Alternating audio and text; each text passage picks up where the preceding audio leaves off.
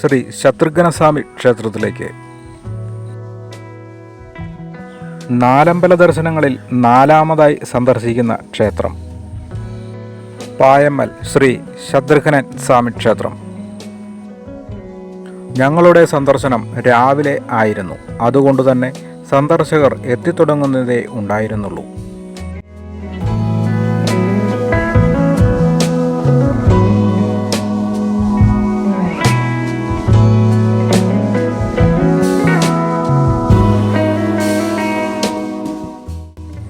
താരതമ്യേന ചെറിയ ക്ഷേത്രം ആണിത്. അതുകൊണ്ടുതന്നെ സന്ദർശകരുടെ തിരക്ക് നിയന്ത്രിക്കുവാൻ ക്ഷേത്രം ഭാരവാഹികൾ പ്രത്യേകം ക്യൂ സിസ്റ്റം ഏർപ്പെടുത്തിയിരുന്നു. ഞങ്ങളും ക്ഷേത്രത്തിലേക്ക് പ്രവേശിച്ച് ക്യൂവിൽ നിലയുറപ്പിച്ചു. വളരെ കുറച്ച് ആളുകളെ ഉണ്ടായിരുന്നുള്ളൂ. അതുകൊണ്ടുതന്നെ ദർശനം നടത്തുവാൻ അധികം താമസം ഉണ്ടായിരുന്നില്ല.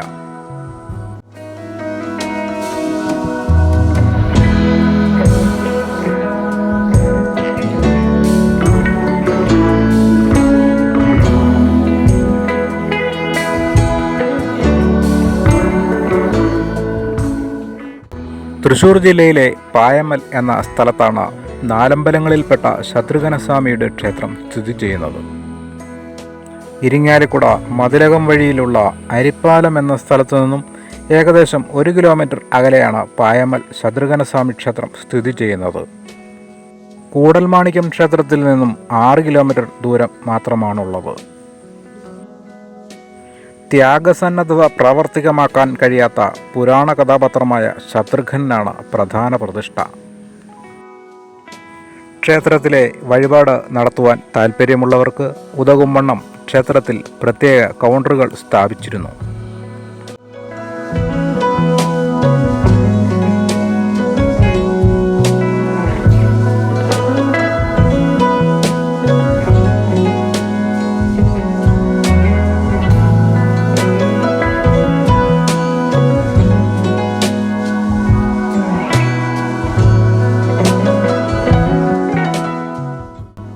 ഈ ക്ഷേത്രത്തിൽ 3 പൂജയാണുള്ളത്.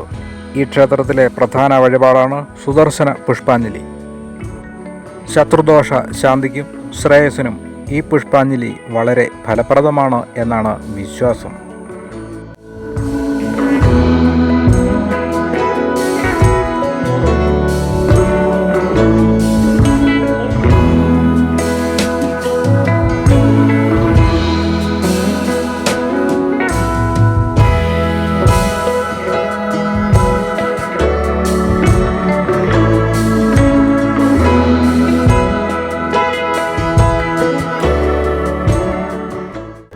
ചതുരാകൃതിയിൽ നിർമ്മിച്ചിരിക്കുന്ന ശ്രീകോവിൽ പൂർണ്ണമായും കരിങ്കല്ലുകൊണ്ടാണ് നിർമ്മിച്ചിരിക്കുന്നത്. ദ്വാരകയിൽ ശ്രീകൃഷ്ണൻ പൂജിച്ചിരുന്ന 4 ചതുർബാഹു വിഗ്രഹങ്ങളിൽ പ്രായണ വലിപ്പം കുറഞ്ഞ വിഗ്രഹമാണ് ഇവിടെ പ്രതിഷ്ഠിച്ചിരിക്കുന്നത്. ശ്രീരാമൻ്റെ പാദകമലം ഹൃദയത്തിൽ സൂക്ഷിച്ച് പാദുക പൂജ ചെയ്യുന്ന ഭരതൻ്റെ നിഴലായി മാത്രമേ ആവാൻ കഴിഞ്ഞുള്ളൂ. അവസരങ്ങൾ ലഭിച്ചാൽ മഹത്കർമ്മങ്ങൾ ചെയ്യാൻ പ്രാപ്തനാണ് ശത്രുഘ്നൻ. ലവണാസുരൻ്റെ ആക്രമണത്തിൽ നിന്നും രാജ്യത്തെ രക്ഷിച്ചത് ശത്രുഘ്നായിരുന്നു. ലവണാസുരനെ വധിച്ച് മധുരാപുരി എന്ന ഒരു രാജ്യം സ്ഥാപിച്ച് ഭരണം നടത്തിയിരുന്നു ശത്രുഘ്നൻ. മഹാവിഷ്ണുവിൻ്റെ കയ്യിൽ വിളങ്ങുന്ന സുദർശന ചക്രത്തിൻ്റെ അവതാരമാണ് ശത്രുഘ്നൻ എന്നാണ് വിശ്വാസം. ഈ കാണുന്നത് ക്ഷേത്രത്തിന് പിൻഭാഗത്തുള്ള ക്ഷേത്ര കുളമാണ്. ഇവിടെ മീനൂട്ട് വഴിപാട് നടത്തുന്നു. വളരെ ശ്രേയസ്കരമായ വഴിപാടാണ്.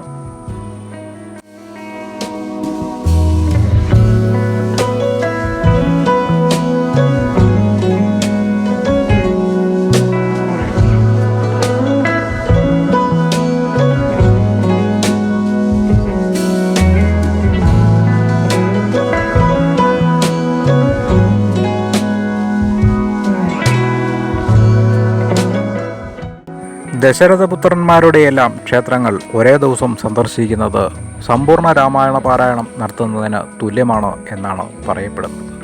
അതുകൊണ്ട് തന്നെ